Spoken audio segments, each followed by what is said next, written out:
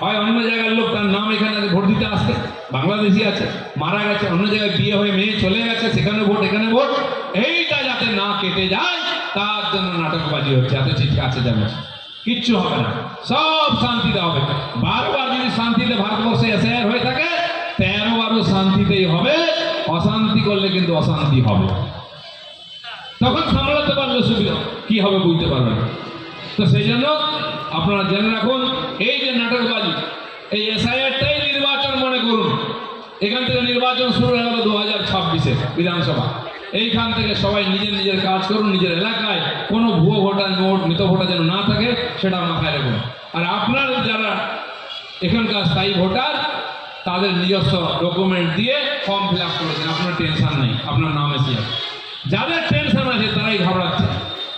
এখন নাকি যে মরে যাচ্ছে সে সুইসাইড করছে এনআরসির ভয়, কার বাপ মরছে, কার পিসা মরছে। 95 বছর লোক একটা মরেছে, সে নাকি এসআইআর ভয়ে মরে গেছে। আরে 95 বছর মানে সে তো 60-70 বছর ধরে ভোট দিচ্ছে, তার কিসের ভয়? এখন বাপ ঠাকুরদার সঙ্গে ঝগড়া, কাকার সঙ্গে ঝগড়া, তাকে মেরে দিয়ে জমি নিয়ে দিচ্ছে বলে এই দেখুন এনআরসিতে ভয় করে বসে আছে। শ্মশানে গিয়ে টিএমসির নেতারা বসে আছে, কে মরছে, কতজন ডেড বডি এলো, এই বল তোর বাপ মরেছে এনআরসির ভয়। কি এনআরসি খায় না মাকে কেউ জানে না, তার ভয় নাকি মরে গেল। এবং যে মরছে সে হাতে নোট লিখে, তার হাতের আঙুল নেই, সেও তার যে নোট আছে সেটা লিখে হাতে চেপে ধরে আছে। মরে যাক, দড়ি ছেড়ে যাক গলার, কিন্তু হাত ছাড়ছে না। এরকম দেখেছেন গলায় দড়ি কোথাও?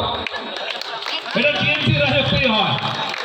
সুইসাইড নোট যেন হারিয়ে না যায়, বাকি সব যাক, প্রাণ যাক, সুইসাইড নোট যেন না যায়।